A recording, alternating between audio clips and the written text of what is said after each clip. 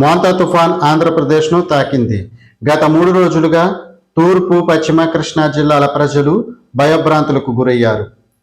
ఈ మోంతా తుఫాన్ వల్ల భారీ వర్షాలు, ఈదురుగాలుల వల్ల కొన్ని చోట్ల చెట్లు నేలకూలి విద్యుత్ అంతరాయం ఏర్పడి ప్రజలు ఇక్కట్లకు గురయ్యారు. అయితే ఈ మోంతా తుఫాన్ ఎక్కడ తీరం దాటుతుందో అక్కడ ప్రాణ నష్టం, ఆస్తి నష్టం ఎలా సంభవిస్తుందో అని ప్రజలు భయం గుప్పిట్లో బ్రతికారు.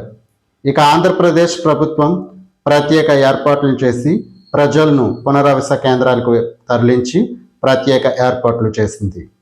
ఈ మోంతా తుఫాన్ ఎక్కడ తీరం దాటితే అక్కడ ప్రాణ నష్టం, ఆస్తి నష్టం సంభవిస్తుందని అందరూ భయాందోళనకు గురయ్యారు. అయితే ఇక్కడ ఓ అద్భుతం చోటు చేసుకుంది.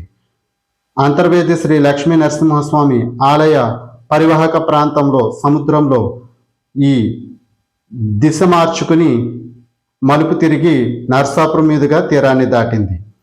ఈ ప్రజలందరూ ఇది ఒక అద్భుతంగా పరిగణించి తీర ప్రాంత ప్రజల్ని కాపాడే ఆరాధ్య దైవం, తమ సంరక్షకుడు శ్రీ లక్ష్మీ నరసింహస్వామి మహత్యమేనని, అందువల్లే తాము క్షేమంగా ఉన్నామని, ఈ మోంతా తుఫాన్ వల్ల పెద్దగా ప్రమాదం ఏమీ లేకుండా తప్పించుకున్నామని అందరూ సోషల్ మీడియాలో పోస్టులు పెడుతున్నారు.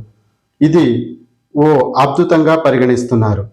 ఇక శ్రీ అంతర్వేది శ్రీ లక్ష్మీ నరసింహస్వామి వారి ఆలయ ప్రధాన అర్చకులు మాటల్లో ఈ స్వామివారి మహత్యాన్ని విందాం.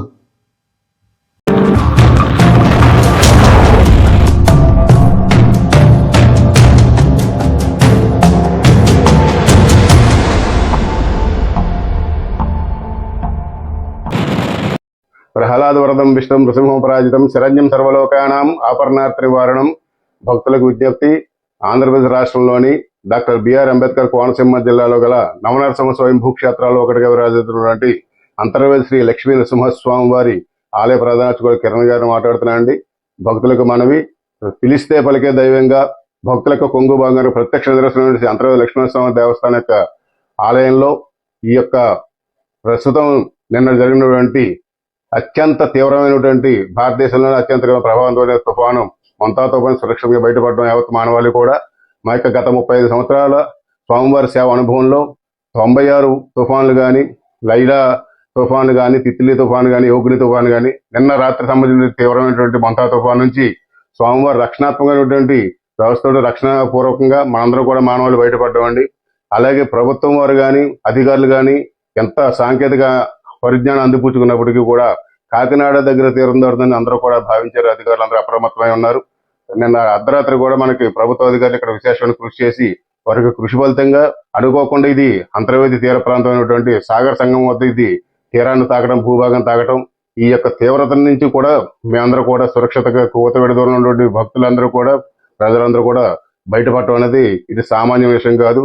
ఇది నిజంగా మా యొక్క లక్ష్మీ నరసింహస్వామి వారి ప్రయత్నం, లక్ష్మీ నరసింహ వారి కృషి వల్లే అందరూ కూడా మానవాళి బయటపడారని చెప్పి ఆంధ్రప్రదేశ్ ప్రభుత్వం మానవాళి అందరూ కూడా బయటపడ్డది. ఇందువల్ల మీ అందరూ కూడా ఈ యొక్క నిదర్శనాన్ని మేము గ్రహించి మీ అందరూ కూడా ఎల్లప్పుడూ కూడా స్వామివారి కృపకు, స్వామివారి ఆశీస్సులతో కూడా అందరూ కూడా ప్రజలందరూ సుభిక్షంగా ఆంధ్ర రాష్ట్రం అంతా కూడా యావత్ మానవాళి లక్ష్మీ నరసింహని అభినందించే భక్తులందరూ కూడా సుభిక్షాలతోటి క్షేమంగా స్వామివారి ఆశీస్సులతోటి క్షేమంగా ఉండాలని చెప్పి ఆశిస్తూ ఈ యొక్క ఛానల్ ద్వారా విజ్ఞప్తి చేస్తున్నామండి. స్వస్తి.